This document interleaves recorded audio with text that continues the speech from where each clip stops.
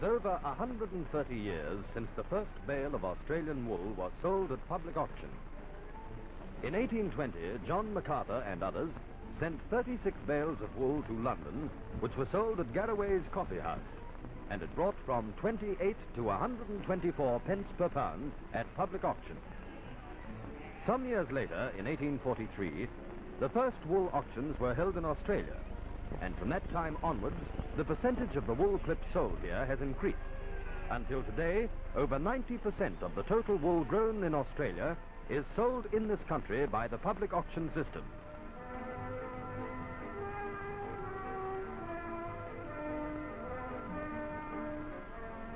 Sales of wool by auction have been interrupted twice in this country, by the two world wars of 1914-18 and 1939-45, when the UK government acquired the whole of Australia's production. We will see how the auction system works. The wool selling program for all 12 wool selling centres is divided into different series, arranged by the National Council of Wool Selling Brokers after consultation with the Wool Buyers Association. The number of bales of wool to be submitted in each centre and the sale dates allocated to individual brokers are decided upon by the Council and State Allocation Committees. About 3 million bales of Australia's wool clip are marketed in this country each season by some 34 wool selling houses. The balance of the clip is sold in London.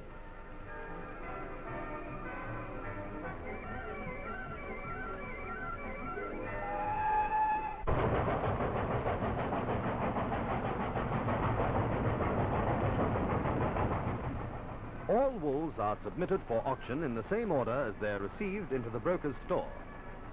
In New South Wales, however, a zoning system operates which makes allowance for the offering of wools from different zones. After shearing, the wool is consigned by the grower to his wool broker, and unless notified to the contrary, all wools are fully insured from sheep's back to the broker's store. On arrival at the wool broker's store, either by road or rail, the bales of wool are unloaded onto a portable conveyor, which can be used in any part of the store. The conveyors can be raised or lowered as required, and they do away with a great deal of manhandling of the bales of wool.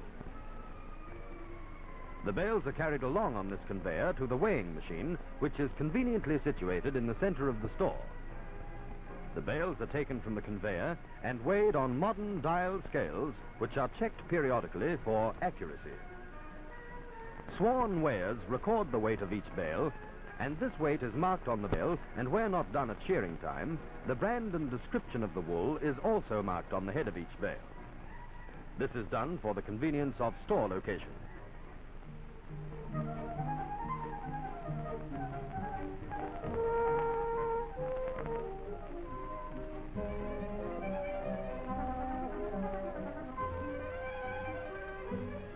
From the scales, the bales are taken to the various destinations in the store. Here they are stacked lengthwise, 3 or 4 bales high, with the heads of the bales facing the passages so that each individual clip can be readily identified. The position of each clip is recorded, and when required, any subsequent movement of any bale within the store is also noted. As the broker's sale date approaches, and before the actual work of setting the catalogue begins, the show floor is prepared by marking out in chalk the positions on the floor of the bales from the various clips. The positions the bales will occupy on the floor are marked out in exactly the same order as the various clips are shown in the catalogue. It is most important that the bales on the show floor are in the same order as they appear in the catalogue, because the catalogue is the buyer's only guide to the different lines of wool shown. After the show floor has been marked out, the work of setting the catalogue commences, and this involves a great deal of handling of the bales. The required number of bales are broken out of the stack and sent by elevator to the show floor.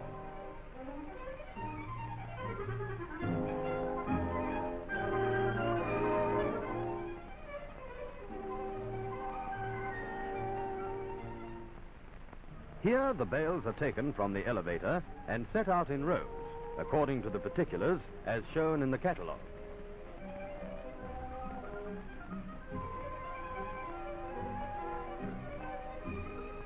individual lines of the clip are arranged on the floor according to description. This is done so that buyers can more easily inspect the wool shown by moving up and down each row in turn, instead of having to go from one part of the show floor to another.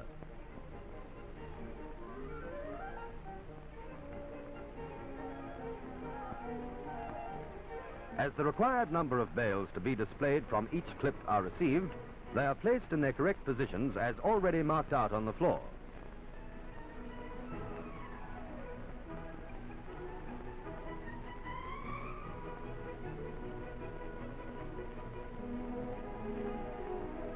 When the catalogue is completely set out, storemen open the bales in preparation for inspection and assessment of each line of wool by the broker's own wool valuers.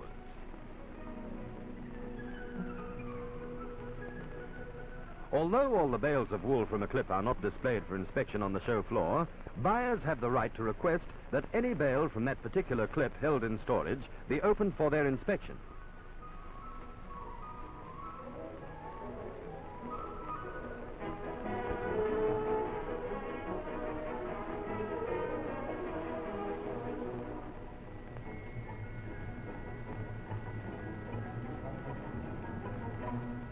After the required number of bales have been opened, the wool is then ready for inspection by the broker's own wool valuers, who make an inspection and assessment of each line of wool on the show floor prior to the sales.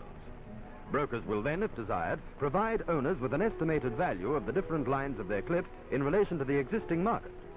Wool growers themselves may place a reserve price on their wool, as may be done in any auction, but generally growers are guided by their brokers regarding the market value of their wool. The broker's wool experts are men of wide experience in wool valuing, and their assessments are generally very close to the price paid at the sales.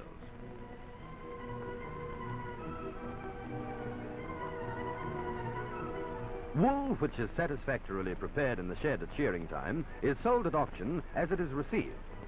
But wool may also be sent for reclassing, bulk classing, or pooling.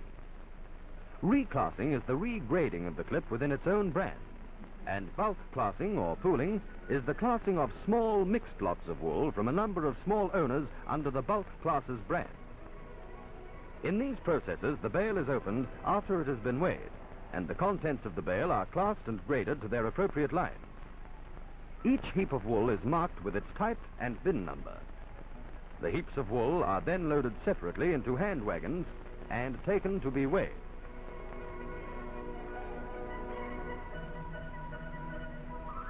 Here, the weight, type, and bin number are recorded, and the wagon is then taken to bins where the wool is placed in its appropriate bin, ready for pressing into bales. Bulk classing and reclassing methods are of particular importance in dealing with small lots of wool. As with the advent of smaller clips, more wool is being sent each year by growers for bulk classing or reclassing.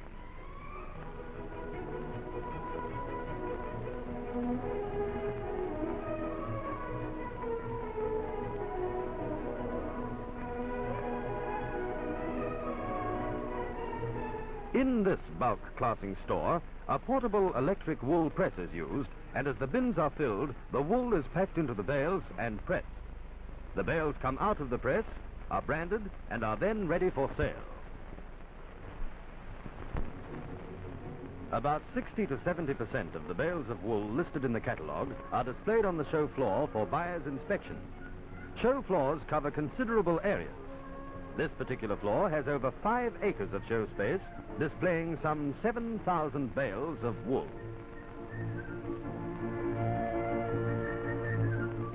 On the morning of the sale, buyers representing principals in many countries throughout the world and buyers from Australian mills move up and down the gangways between the bales, inspecting and valuing.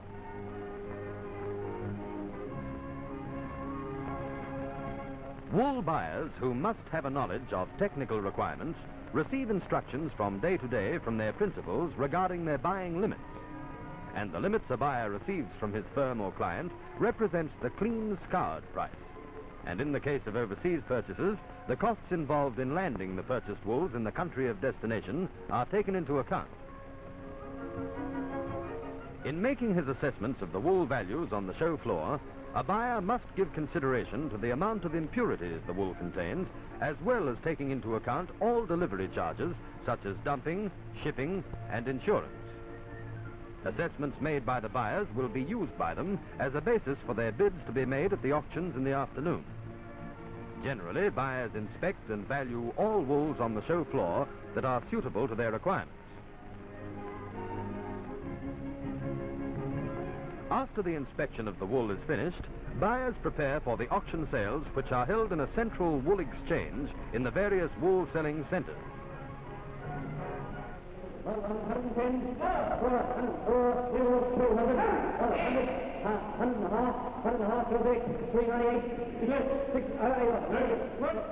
Bidding is commenced after the auctioneer calls the value of the lot, which is based on the wool expert's valuation, and buyers then make advances of nothing less than 1 farthing per pound.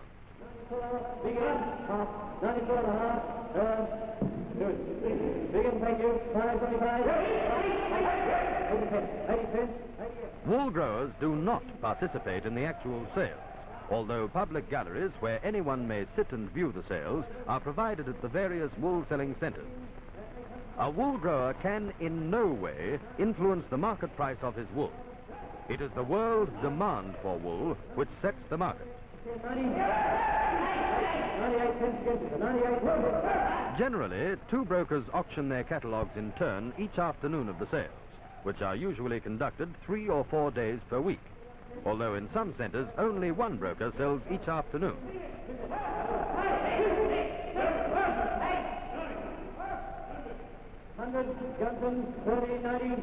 Some 2,000 lots, comprising about 12,500 bales of wool, are often sold in about 4 hours on each day of the sale, and this represents very concentrated effort by the auctioneer, clerks, and buyers. At the same time as the main catalogue is being sold in the auction room, smaller lines and oddments are being disposed of in other rooms, and the conditions of selling are the same as apply in the main room.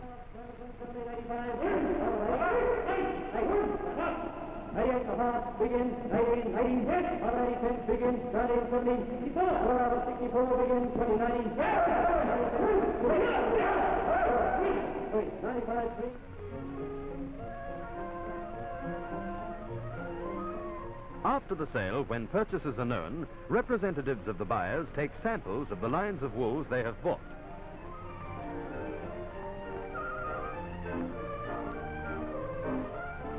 About half of each sample taken is airmailed immediately to the buyer's principals, who require the sample for verification of the type, length, and quality of the wool which has been purchased on their behalf. The rest of the sample is retained by the buyer for future reference.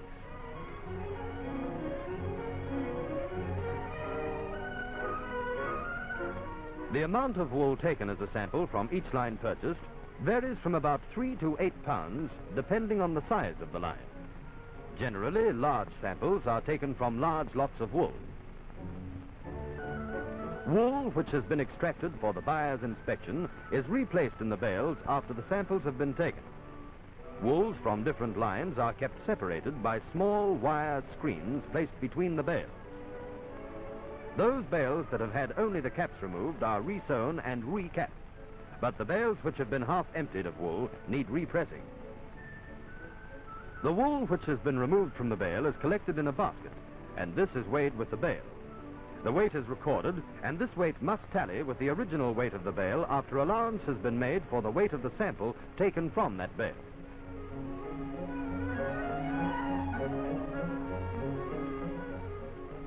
After the weights have been carefully noted, the wool which has been extracted from the bales for buyer's inspection is taken from the baskets and placed in the wool press.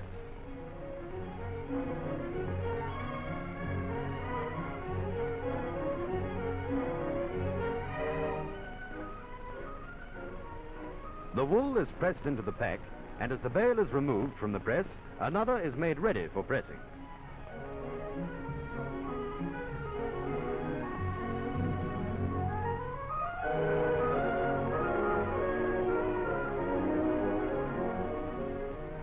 After repressing, the bales are dropped down a chute to the appropriate floor, where they are returned to their stack to await delivery as requested by the buyers.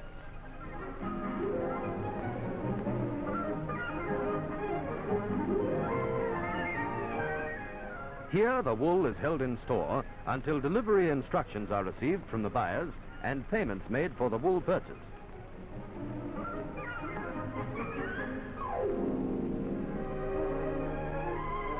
When required for shipment overseas, the bales of wool go through a process known as dumping, which compresses them to about half their original size. Before being dumped, the bales are branded with their port of destination and other necessary shipping details. Considerable pressure is required to dump the bales, which are compressed smaller than necessary in order that the metal bands to hold them can be clipped together.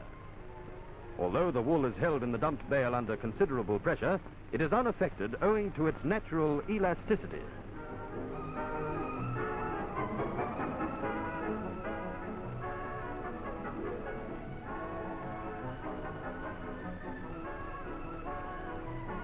After the metal bands have been placed around the bale, the pressure is eased off and the dumped bale is then taken from the hydraulic press and stacked ready for delivery as required by the buyer.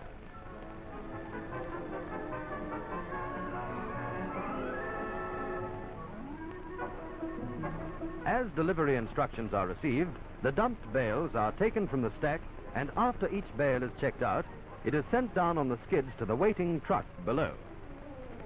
A thorough check is kept on every bale of wool in the store from the time it is received until the wool is finally delivered. When delivery of the wool has been made and the bales of wool have left the broker's store, the broker's responsibility to both grower and buyer has ended. And so another consignment of wool leaves the broker's store for the United Kingdom, for the United States of America, for France, for almost every wool-using country in the world.